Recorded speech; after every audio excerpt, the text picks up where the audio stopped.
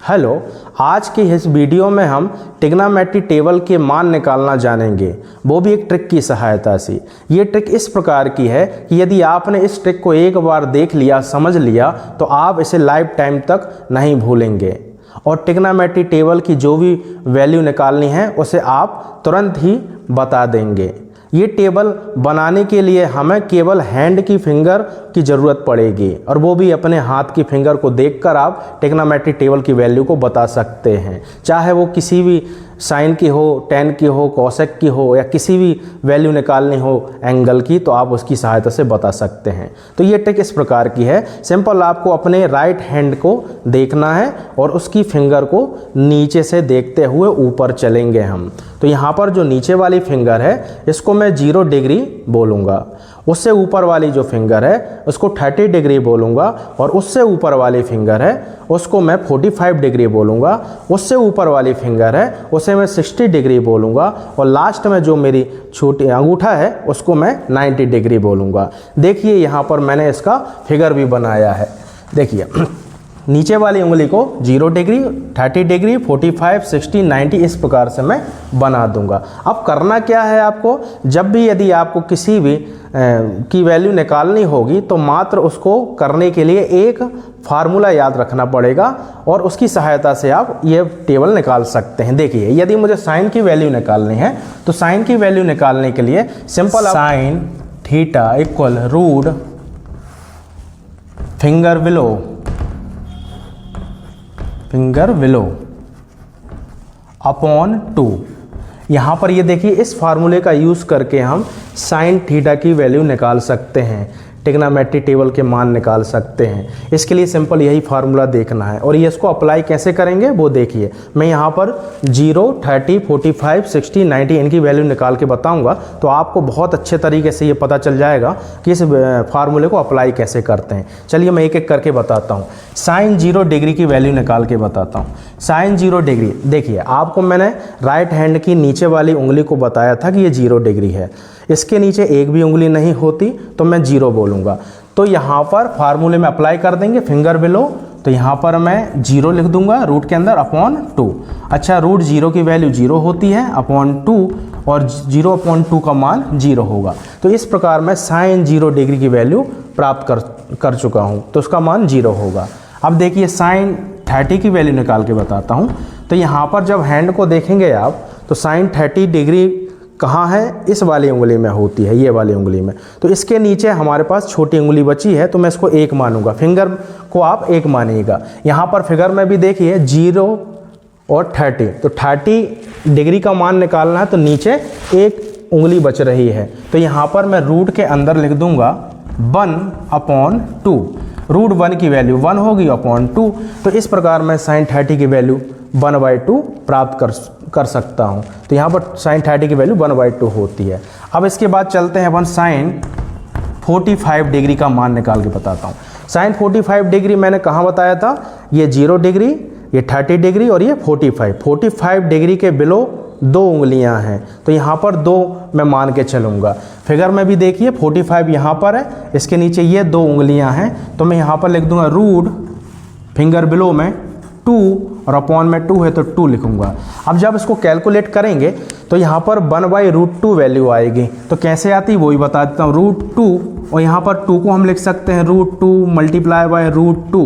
ये √2 से √2 कैंसिल हो जाएगा तो मेरे पास बचेगा 1/√2। तो आप देखेंगे साइन 45 की वैल्यू 1/√2 होती है।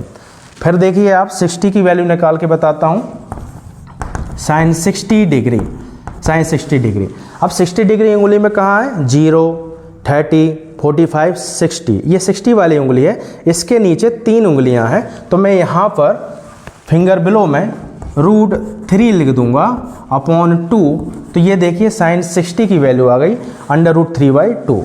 अब साइन 90 की वैल्यू भी निकाल के बताता हूँ। साइन 90, तो 90 का मैंने बोला था ये अंगूठा होता है, अंगूठे के नीचे 1, 2, 3, 4 उंगलियां हैं, तो मैं 4 लिखूंगा यहाँ पर। तो रूट के अंदर मैं लिख दूंगा 4 अपॉन 2। √4 की वैल्यू हमें पता है 2/2 हो जाएगी। और यहाँ पर कैंसिल करेंगे तो 1। तो इस प्रकार से मुझे साइन के पूरे मान 90 तक प्राप्त हो चुके हैं। तो टेबल में इसको अप्लाई कर देता हूँ। साइन 0 की वैल्यू 0, साइन 30 की वैल्यू देखिए 1/2 निकाल के बताई, वही आ रही है। साइन 45 की वैल्यू होगी 1/√2, 1/√2। साइन 60 की वैल्यू होगी √3/2 और साइन 90 की वैल्यू होगी 1। तो इस प्रकार से मुझे साइन की वैल्यू पता चल गई। अब इसके बाद मैं कॉस की वैल्यू निकाल के बताता हूँ। कॉस की वैल्यू निकालने की भी यही फार्मूला है, लेकिन थोड़ी सा फ़र्क है। अब अभी नीचे की उंगलियाँ देख रहे थे हम कि कितनी उंगलियाँ हैं, अब ऊपर की उंगलियाँ देखेंगे। तो सिंपल कॉस का फार्मूला हो जाएगा। कॉस का फार्मूला आप इस प्रकार से देख सकते हैं, कॉस थीटा इक्वल रूट के अंदर आप लिखेंगे फिंगर एबो, फिंगर एबो। तो यहाँ पर ऊपर वाली जो उंगलियां हैं उनको अब हम गिनेंगे और उसी प्रकार से वैल्यू को निकालते जाएंगे। चलिए यहाँ पर मैं कॉस की वैल्यू भी निकाल के बताता हूँ 0 से लेकर 90 तक। कॉस 0 की वैल्यू कितनी होगी, तो आपको देखना है कि आपके हाथ में 0 इधर था, इसके ऊपर कितनी उंगलियां हैं 1 2 3 4। जैसे मैंने फार्मूला बताया फिंगर एबो मतलब ऊपर वाली उंगलियां। ये 0 डिग्री की उंगली है, इसके ऊपर 1 2 3 4 1 2 3 4 उंगलियां हैं। तो मैं यहाँ पर रूट में लिख दूंगा √4/2।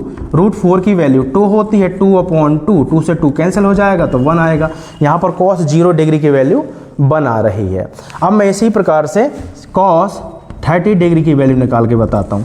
कॉस 30 डिग्री, अच्छा 30 कहाँ है आपके हैंड में, ये वाली उंगली है। इसके ऊपर देखिए फिंगर बिलो फार्मूले से ऊपर 3 उंगलियां हैं, इसके ऊपर 3 उंगलियां हैं। तो यहाँ पर हम √3 लिख देंगे, √3/2। तो आपका ये मान कॉस 30 का हो गया।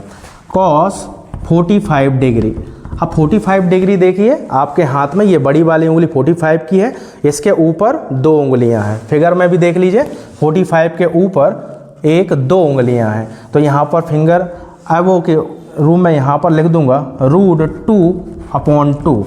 और यहाँ पर देखो मैंने अभी ये कैलकुलेट करके बताया था √2/2 का मान कितना होता है 1/√2। तो इसकी वैल्यू हो जाएगी 1/√2, 1/√2। अब मेरे पास 3 वैल्यू और निकालने के लिए है, 2 वैल्यू और निकालने के लिए है। तो कॉस 60 डिग्री की वैल्यू निकाल के बताता हूँ। तो कॉस 60 डिग्री की वैल्यू, तो आपको पता है कि ये 0 30 45 60 के ऊपर केवल 1 उंगली बच रही है। फिगर में भी देखिए 60 के ऊपर 1 उंगली है। तो यहाँ पर √1/2 लिख दूंगा। तो √1 की वैल्यू 1 होगी, तो ये 1/2 वैल्यू आएगी। तो कॉस 60 की वैल्यू 1/2 होती है। लास्ट वैल्यू और निकाल के बताता हूँ, कॉस 90 डिग्री। कॉस 90 डिग्री देखिए फिगर में कॉस 90 डिग्री यहाँ पर है, इसके ऊपर एक भी उंगली नहीं होती। तो यहाँ पर मैं 0 लिख दूंगा, 0/2 और 0/2 इसकी वैल्यू हो जाती है 0।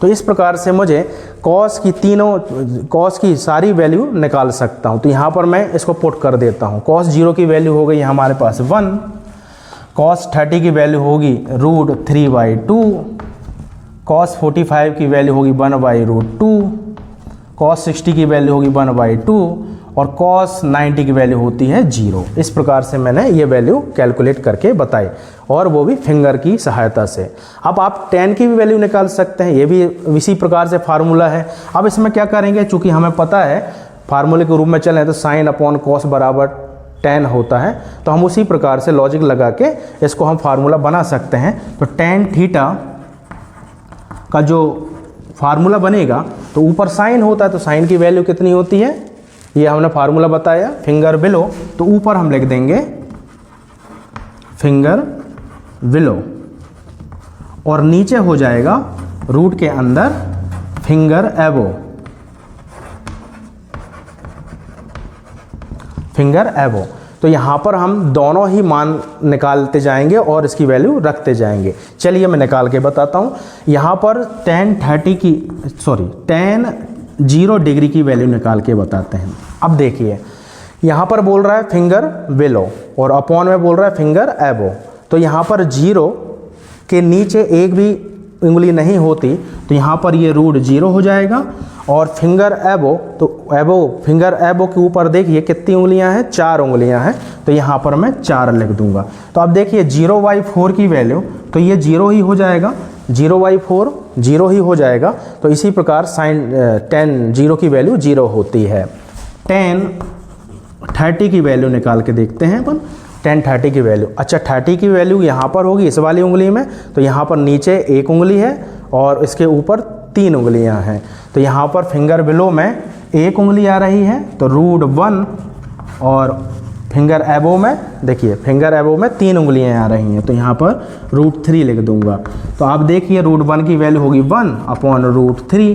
तो इस प्रकार से मैं tan 30 की वैल्यू निकाल चुका हूँ। अब यहाँ पर tan 45 की वैल्यू निकाल के बताते हैं।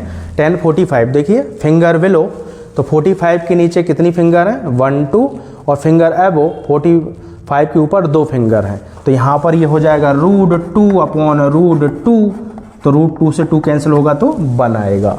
तो इसी प्रकार फिर से मैं tan 60 की वैल्यू निकाल देता हूँ। tan 60 डिग्री, तो यहाँ पर देखिए फिंगर बिलो 60 के नीचे 1 2 3, 60 के नीचे 1 2 3 फिंगर है और ऊपर 1 है, तो यहाँ पर लिख देंगे √3/√1, तो इसका मतलब होगा √3।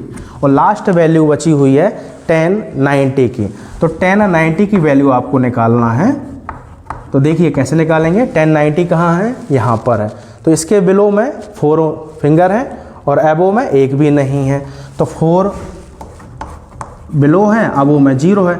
आपको ये पता है कि किसी नंबर में यदि हम 0 को डिवाइड करेंगे तो नॉट डिफाइंड होता है, तो यहाँ पर ये नॉट डिफाइंड वैल्यू रहेगी। तो इस प्रकार से हमने ये tan की वैल्यू भी निकाल चुके हैं। तो यहाँ पर tan की वैल्यू जो मैंने निकाली है वो यहाँ पर अप्लाई कर देता हूँ, रख देता हूँ। तो tan 0 की वैल्यू 0 होती है। tan की अभी मैंने निकाली 30 की वैल्यू 1/√3 होगी। tan 45 की वैल्यू 1 होगी। tan 60 की वैल्यू √3 होगी।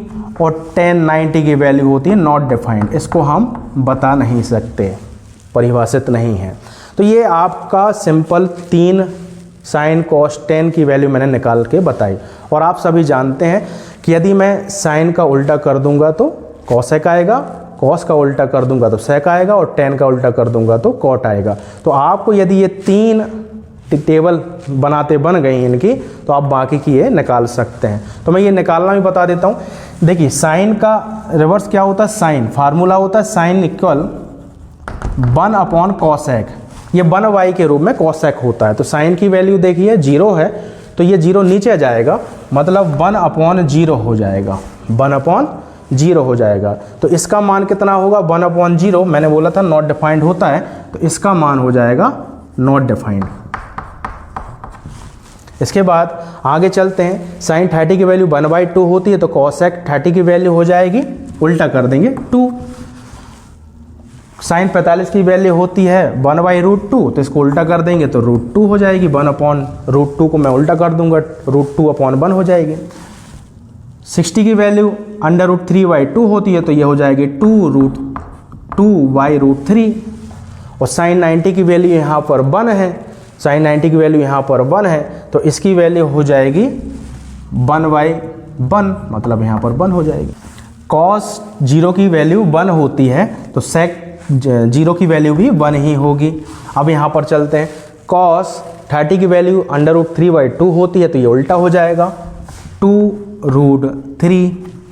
फिर देखते हैं cos 45 की वैल्यू होती है 1/√2, तो ये उल्टा हो जाएगा √2। इसके बाद आगे चलते हैं। cos 60 की वैल्यू 1/2 होती है, तो ये उल्टा हो जाएगा, तो यहाँ पर 2/1, तो 2 लिख देंगे। आगे चलते हैं।